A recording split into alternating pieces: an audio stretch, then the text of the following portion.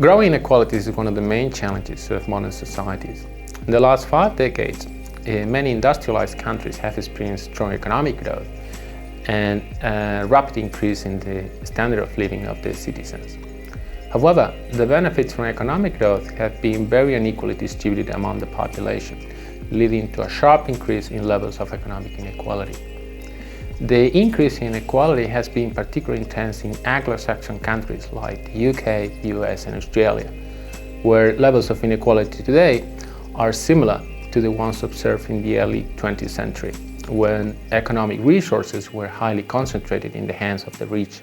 Just to give you an idea, today in the UK, the richest 10% of the population accumulates more than 40% of total wealth and about 20% of total income. And figures for other countries like the US are even higher. Now, we know that inequality can have very negative consequences for societies. Particularly, we know that higher levels of inequality are associated with lower levels of trust, higher levels of mental and physical health issues, higher levels of drug consumption, higher levels of obesity, and also, most importantly, higher inequality is associated with lower levels of social mobility. So the question is, what can we do about it? What can societies do to reduce inequality?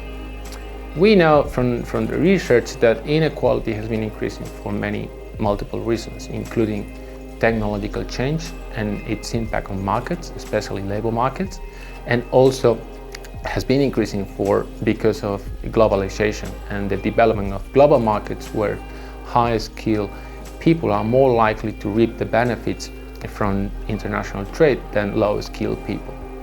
Now, on top of the market and technological factors, my research shows that governments and changes in government policy have also contributed to the increase in economic inequality in industrialized countries.